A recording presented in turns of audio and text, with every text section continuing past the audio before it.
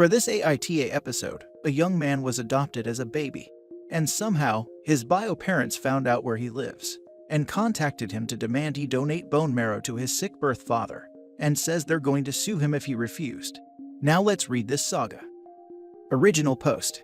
I, 17 male, am adopted. My birth parents weren't able to care for a newborn, and I ended up in foster care because of it. I was adopted by my family when I was 2. I have a very happy life, one I likely wouldn't have with my birth parents. About a month ago, my birth parents got into contact with my family. Long story short, my birth father is sick and needs a bone marrow transplant. They are on a wait list but haven't heard back just yet. I am the only child they ever had, and odds are I am a match. Pretty much they wanted my parents to get me tested and then donate my marrow to him. My parents told me that it's up to me, and after some thought, I said no. I don't know them other than they gave birth to me. They have had no part in my life whatsoever, and now they suddenly need me. Well, they send my parents a nasty message saying they can sue to force me to donate my marrow. I do feel a little bad, but I feel like this isn't my problem. Am I in the wrong here? Edit, sorry. Right after I posted, I went to the store with my mom. Just wanted to clear up some things I read in the comments. I have no contact or anything with my birth parents. From what my parents told me, I was put into foster care when I was less than a month old. That is how they got me, and they decided to adopt me, which was finalized when I turned 2. I have 4 siblings and I have a great life. They told me when I was old enough that I am adopted, but outside of that, I had no idea who my birth parents were or what they even looked like. Someone said I should do it because what if I need medical information, want to get to know them, or something like that. Yeah, no. I have no desire to get to know these people. None. I have no desire to seek out grandparents, cousins, and uncles. I don't want to know if some form of rare cancer runs in the family, because they are not my family. I haven't spent 17 years of my life with them. Why would I want to get to know them? Edit 2. For those of you who keep saying, you should reconsider it. How about you donate to him? My parents told me to think about. I thought it, and the answer is no. No, I'm not doing it. That's it. Now for the top comments before reading the update.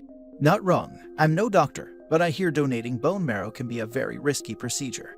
I almost burst out laughing in the freaking office when I read they'd sue you to force you. They'll be laughed out of court, assuming they even get that far. When I signed up for the registry, I was told that now there are 2 methods to donate.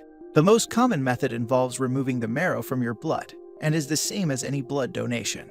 It is very easy to sign up, by the way. There is a website where they will send you a swab. You swab yourself and put it back in the mail. Not wrong, I donated bone marrow to my sister 5 years ago. It was no small thing. I had complications with the surgery, couldn't walk for 2 weeks, and other things. It was really, really painful. I was going to give you sort of a pep talk about doing it anyway, since you would be potentially saving a life, even if it's the life of a complete stranger. That was until I read the line about how they threatened to sue you to force you to donate. That's the most tragically hilarious thing I've ever read. You cannot force a person to undergo a voluntary surgery. You should call their bluff.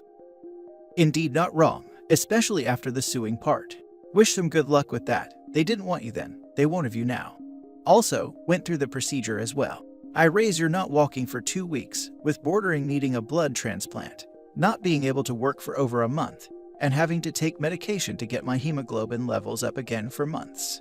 I also couldn't lift my own baby for weeks, aside from the not walking.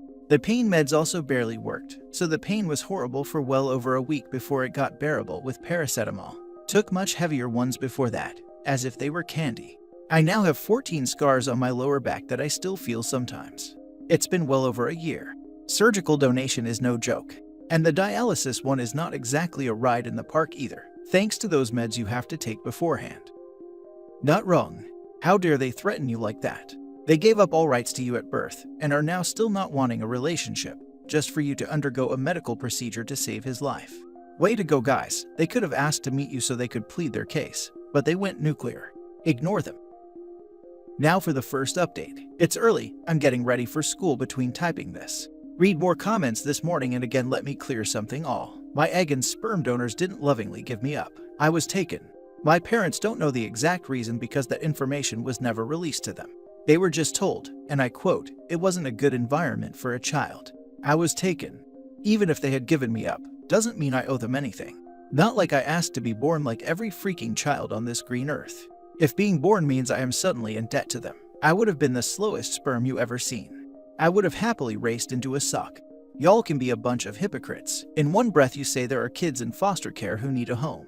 Well, I was a foster kid who was given a home by 2 loving parents. Then in the next breath you are saying, what about your family? I have a family. They have raised me for 17 years. Medical history. Some very helpful people have privately messaged me to let me know that in 2021, I get all that stuff without ever having to speak to these people again. Ever. Amazing how far science has come, right? I'm going to be showing this to some of my friends today because I have to admit, I'm over it. It's not my problem if this man dies.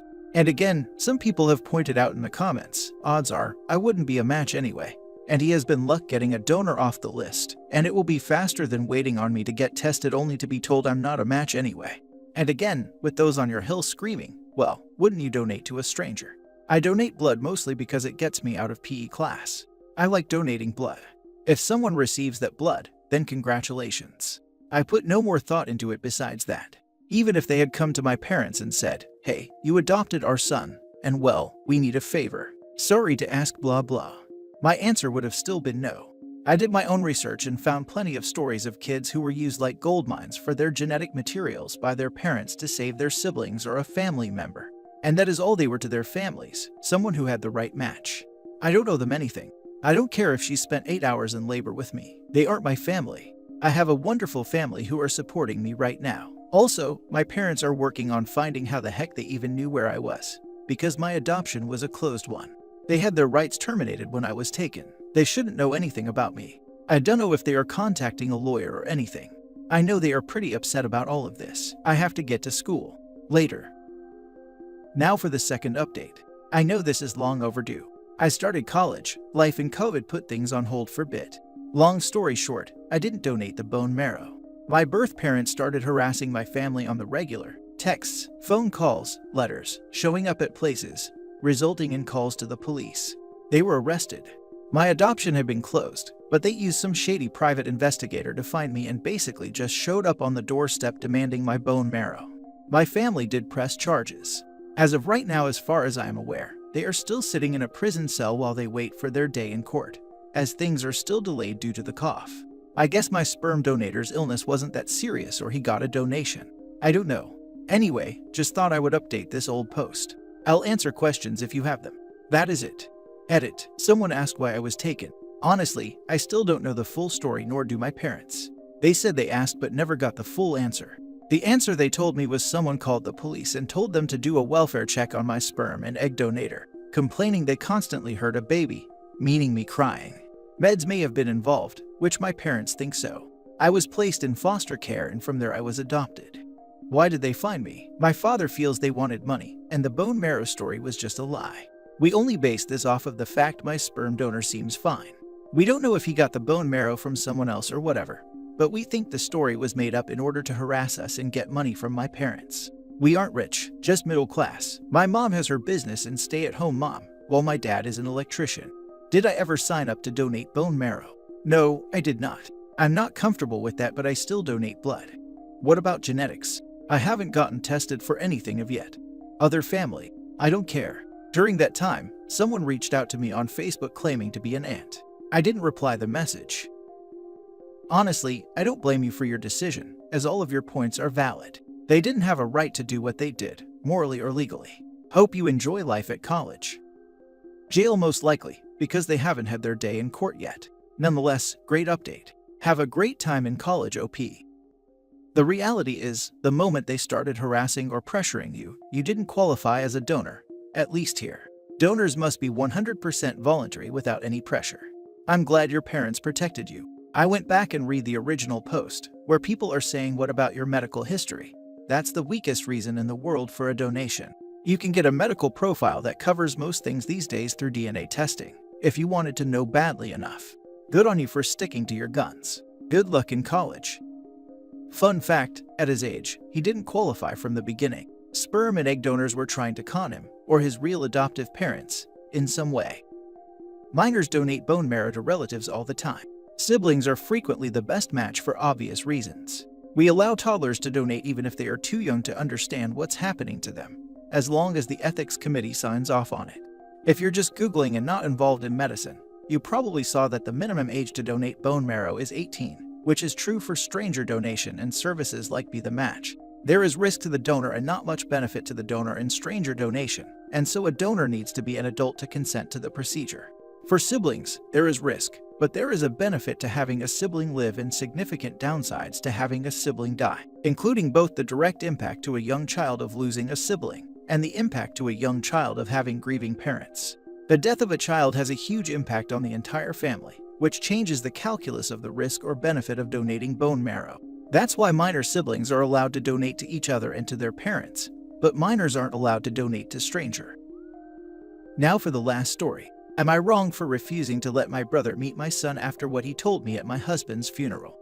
My late husband passed away from a car accident when I was 4 months pregnant. It's been difficult without him, but my family did so much to support me, and I moved in with them month after. At the funeral, my older brother asked for a minute to talk, then asked me if I really wanted to go through with my pregnancy. I was shocked when I heard this, but even more shocked when he suggested that I make the right decision, not an emotional decision, and reconsider having my son.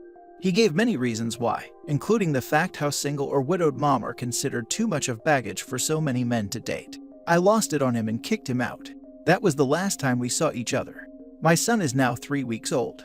Whole family met him and were happy to welcome him. My parents asked if I could let my brother come meet my son even for a few hours. I refused, but they said I was making a mistake robbing my son of a future loving relationship with his uncle. They asked that I don't let my emotions dictate a decision that might have a lasting impact, but I said no. My extended family got involved and started pushing, especially after my brother started insisting, saying my husband was a dear friend of his, and what I'm doing right now would make my husband upset if he saw it. Am I being bitter and selfish? Now for the comments. Not wrong. Every time he says how much of a dear friend he was, remind him of that talk at his dear friend's funeral. Heck, remind the whole damn family of it. Repeatedly remind them all, until your child is old enough to understand what you are saying. Not wrong at all. OP. Remind him that he didn't want you to keep your child, so he should just imagine or pretend that you didn't. And that he called this child baggage. Not wrong. You don't have to allow anyone in your child's life that you don't want to. That includes family. Your brother said some pretty awful and tactless things while you were still at the funeral of the father of your child. I'm assuming he also hasn't bothered to apologize, but still feels he is entitled to have a relationship with your son, and has no problem emotionally manipulating you in order to get what he wants. Yeah, no, you're not in the wrong here. Tell your extended family that the discussion is closed and anyone who brings it up again will not be seeing your son for a long time. If and when you want your son to have a relationship with your brother, you will let him know.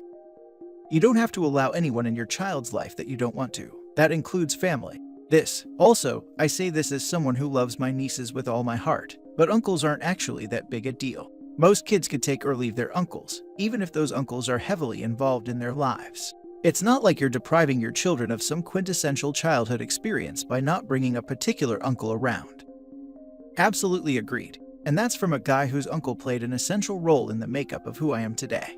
Uncles play the role of broadening a kid's horizons, whether that's as small as showing you hobbies that your parents don't have, or as big as introducing you to political ideologies that you otherwise might not encounter until years later. Uncles can have little impact on your growth, or big impact. And if you feel he will have a big negative impact, you have every right to hold off contact until you see clear evidence that he's examined and fixed every last awful piece of himself.